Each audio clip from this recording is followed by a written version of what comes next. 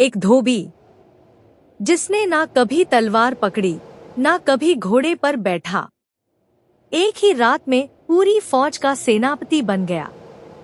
कैसे?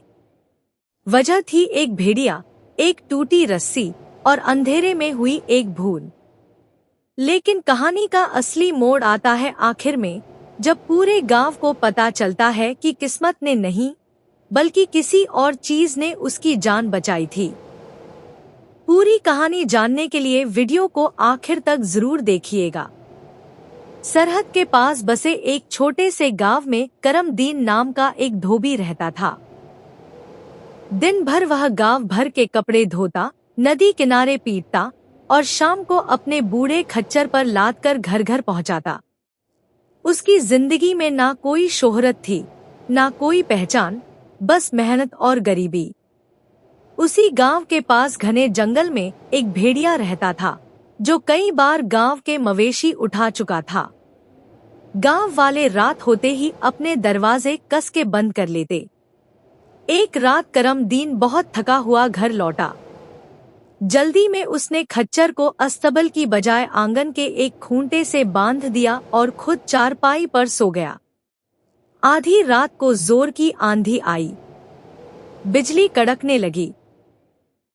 उसी वक्त वह भेड़िया शिकार की तलाश में निकला हुआ था कि तूफान से बचने के लिए उसे पनाह चाहिए थी। भागते भागते वह गांव के किनारे एक खाली झोंपड़ी में घुस गया। इत्तेफाक से वही झोंपड़ी करमदीन के घर से सटी हुई थी। बारिश की आवाज से करमदीन की नींद टूटी। उसे याद आया, खच्चर तो बाहर ही बंधा है। वह लालटेन लिए बाहर भागा, लेकिन आंगन में सिर्फ टूटी हुई रस्सी पड़ी मिली। जरूर डर के मारे रस्सी तुड़वा के भाग गया होगा, उसने सोचा और पड़ोस की झोंपड़ी की तरफ बढ़ चला। धुंधली रोशनी में उसे झोंपड़ी के कोने में कुछ सोया हुआ नजर आया।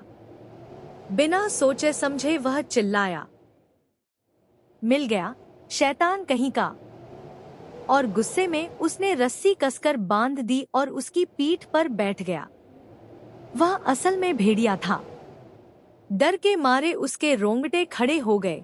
उसने सोचा शायद यह कोई ताकतवर इंसान है जो उसे सजा देने आया है। वह जान बचाने के लिए जंगल की तरफ सरपट भागा। करमदीन को अंधेरे में कुछ समझ नहीं आया, बस इतना लगा कि खच्चर बहुत गुस्से में भाग रहा है।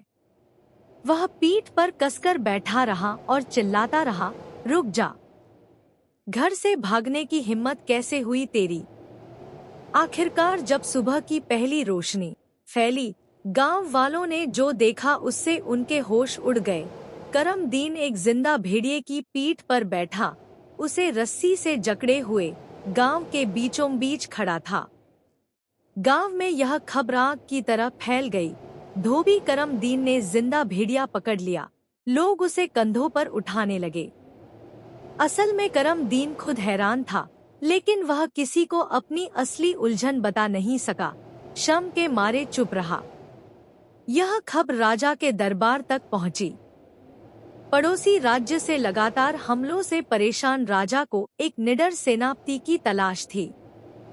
मंत्री ने सुझाव दिया, जो भेड़िए से नहीं डरा, वो दुश्मन से क्या डरेगा।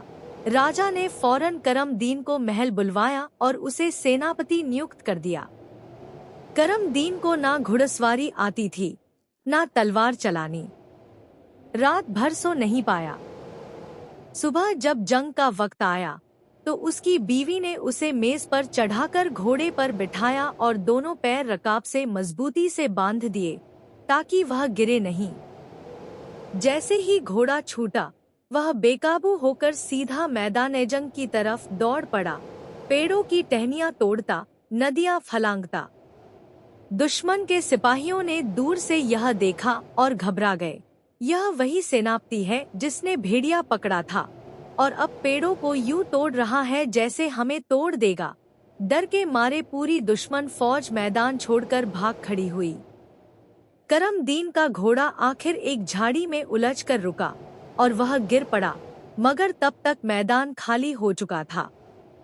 खेमे में उसे दुश्मन राजा का एक खत मिला। जिसमें सुलह की गुजारिश लिखी थी। लेकिन असली राज कुछ और था, जो गांव वालों को कभी पता नहीं चला। दुश्मन राजा बरसों पहले उसी जंगल में शिकार करते वक्त रास्ता भटक गया था और एक गरीब धोबी ने बिना पहचाने उसे खाना खिलाकर रास्ता दिखाया था। उस दिन की भलाई राजा भूला नहीं था।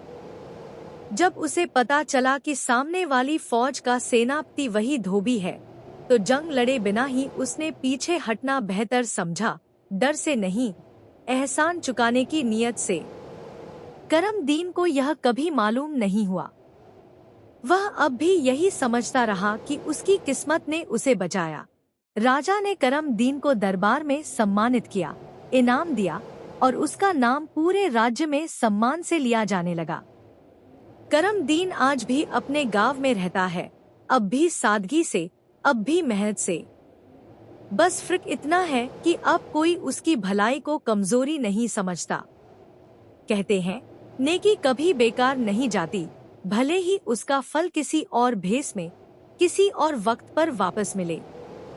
दोस्तों, अगर आपको भी लगता है कि करमदीन को असली सच पता चलना चाहिए था, तो कमेंट में जरूर बताइए। कहानी पसंद आई हो तो चैनल को सब्सक्राइब करना ना भूलें। अगली कहानी में मिलते हैं।